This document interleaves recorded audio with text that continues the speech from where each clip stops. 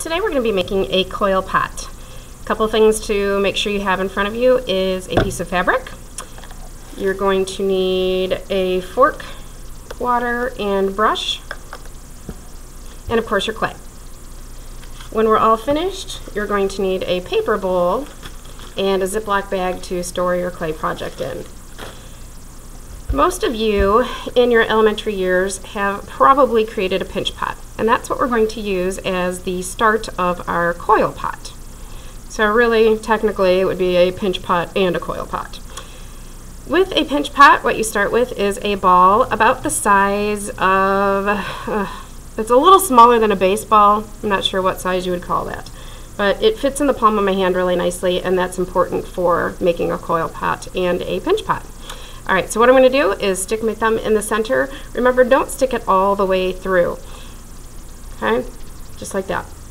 I'm going to stick my thumb back in, and I'm going to gently squeeze with 2 fingers and turn and squeeze. And hopefully with the camera you can see that it is getting larger as I go. Try not to make the walls any thinner than, let's say, your pinky. You don't want them any thicker than your thumb because that'll be too thick. You also want to make sure that you're feeling the bottom of this and making sure it's the same thickness as your sides. Now here's where you can get a little creative. If you'd like your bowl to be a little bit wider, you can start stretching it out a little bit. This is where you have to be careful though, because you don't want to create cracks and things that you're going to have to fix later. Alright, so I just lowered my bowl. This essentially is just the bottom of our coil pot. That's it. That's all we're doing with this. It's just giving us a nice structurally sound bottom. Okay, at this point I'm going to set this off to the side. I don't need it at this moment. Now I'm going to start making tons and tons of coils. And hopefully you've also made coils in your elementary years. I like to use the palm of my hands to make coils. Don't use your fingers, and here's why. If you use your fingers, you're going to get something that kind of looks like that. And we want our coils to be nice and smooth. One thing that you can do is taper the ends if you'd like. Alright, so like I said, I'm just going to make a bunch of these so that we can jam on. Okay, so I've got a good start here for coils.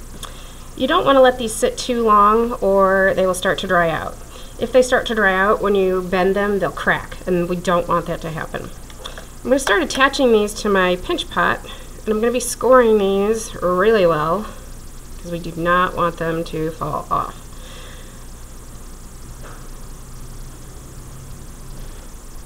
What I like to do when I have lots and lots of coils is to go ahead and score every single one of them. That way I don't forget them.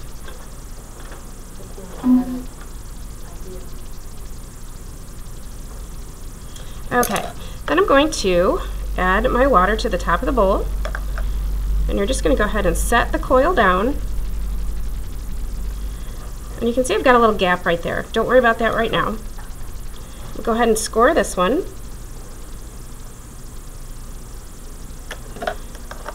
With that,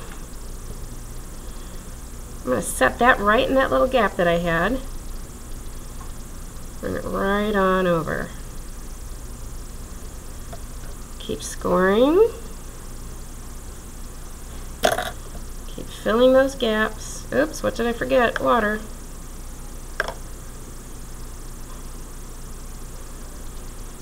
Score that top coil. I'm just going to keep on going. Sorry if that jumped around a bit. Okay, now we're going to just keep going, wetting, scoring, pinching those down. Now you don't want to get too high where you can't get your fingers into the pot to smooth these out. And we're not going to do a whole lot of smoothing because we do want them to stick together, but I kind of like the texture that they create. And try not to get these too soaking wet, or it's going to be a collapsing coil pot. And that's not good either. I like to stagger the joints where things are coming together. That makes a stronger coil pot.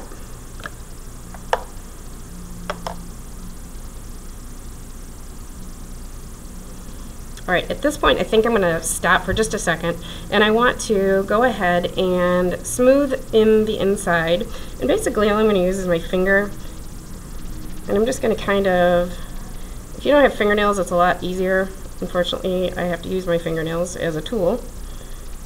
But I'm just smoothing the inside. Hopefully you can sort of see what I'm doing in there, just so that they stick together.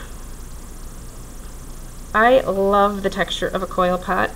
In fact, when I was in college, we did coil pots where we left the entire texture on the outside just because it looks really cool.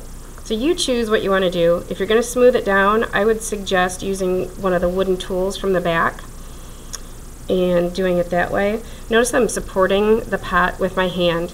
If I didn't, my walls would go way out and they'd get too thin. You do not want this clay to get too thin. It will get too brittle and break.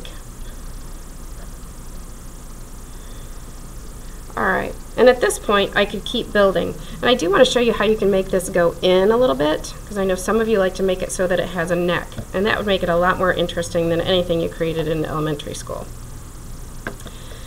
If I want to make things start to come in, what you're going to do is place the next coil slightly inside the previous coil. Just a little bit, not a lot.